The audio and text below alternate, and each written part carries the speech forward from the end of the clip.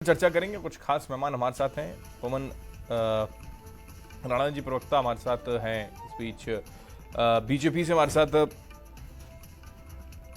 जुड़े हुए अशोक पांडे जी और अभिषेक वाजपेयी जी समाजवादी पार्टी से, निरंजन पोद्दार राजनीतिक विश्लेषक हमारे साथ हैं और अर्थशास्त्री हमारे साथ जुड़े हैं प्रोफेसर अविनाश जी हमारे साथ जुड़े हुए हैं। आप सभी का बहुत स्वागत है। सबसे निरंजन पोद्दार जी हमारे साथ हैं। निरंजन जी, क्या कहेंगे? तो सीधा, क्योंकि विपक्ष में है, सीधे सवाल उठा दिए, कई बजट में कटौती का जिक्र भी कर दिया अभिषेक जी ने, लेकिन आपकी नजर में क्या बजट, कितने नंबर?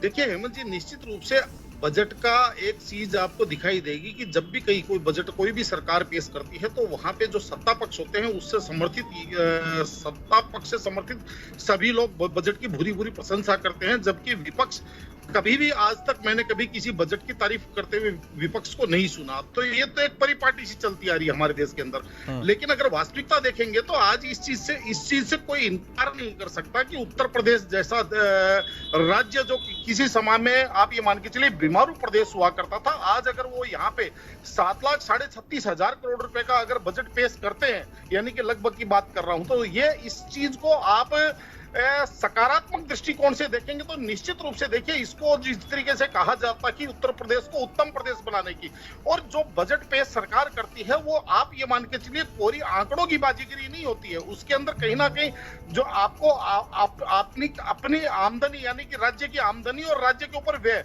सारी चीजों का लेखा जोखा आपको समाहित करना पड़ता है। और इसी चीज को देख करके आज ऐसा लगता है कि कहीं ना कहीं अगर सरकार का राजस्व बढ़ा है, और राजस्व जिस तरीके से सरकार ने बजट के अंदर स्वास्थ्य को और सुरक्षा को और इन चीजों को जिस तरीके से महत्व दिया, निश्चित रूप से देखिए इस चीज को लगता है। और एक चीज और मैं बताऊं हेमंत जी, कहने को चाहे विपक्षी दल कुछ भी कहें, लेकिन एक चीज आपको दिखाई देगी, जब 2017 के अंदर जब योगी आदित्यनाथ जी मुख्यमंत्री बने थे तो आपको ध्यान होगा कि पूर्वांचल के अंदर उस समय वो मानसिक तपेदिक बुखार के अंदर कई सौ बच्चों की मृत्यु हो गई थी। लेकिन उसके बाद में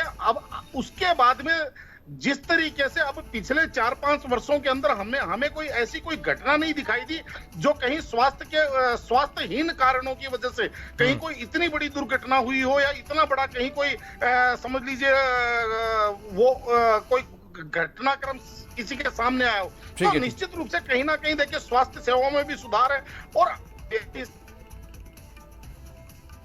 इस चीज के ऊपर विशेष ध्यान देना चाहिए, क्योंकि उत्तर प्रदेश के अंदर आज शिक्षा व्यवस्था की जो जिस तरीके से शिक्षा को प्राइवेटाइजेशन कर दिया, या यूं कहें कि एक शिक्षा को केवल व्यापार बना दिया, इसके अंदर सरकार को थोड़ा सा और विशेष ध्यान दे करके, और जो दबा कुचला निचला और जो अंतिम व्यक्ति है उसको शिक्षा तक लाया जाए, विद्यालय तक लाया जाए, और उच्च कोटि की शिक्षा उसको दिलवा करके सबल बनाया जाए, ये मेरा मानना है। ठीक है रंजन जी, लेकिन इसमें एक तर्ज अगर हम देखें कि केंद्र सरकार की तरह ही, और या फिर देश के प्रधानमंत्री नरेंद्र मोदी की तरह ही जो जिक्र बार बार किया जा रहा है हर मंच के माध्यम से कि गरीबी रेखा से बाहर लोगों को निकाला है, उत्तर प्रदेश में 6 करोड़ लोगों को गरीबी रेखा से बाहर निकालने का ऐलान भी किया गया वित्त मंत्री की ओर से।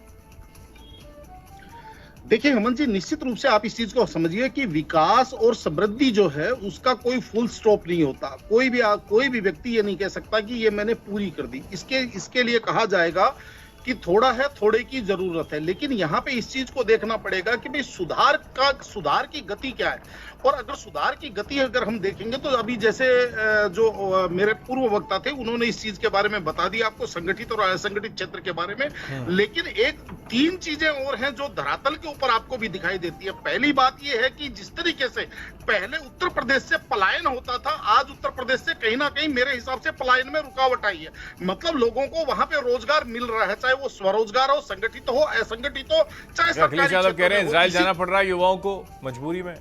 नहीं, ऐसा है। देखिए इजराइल और मिडिल ईस्ट तो लोग पहले भी जाते थे और अभी भी जाते हैं, और जिसको कहते हैं लोग, बहुत सारे लोग ऐसे हैं जो कनाडा भी शिफ्ट होते हैं, बहुत लोग यूएस भी लोग जाते हैं।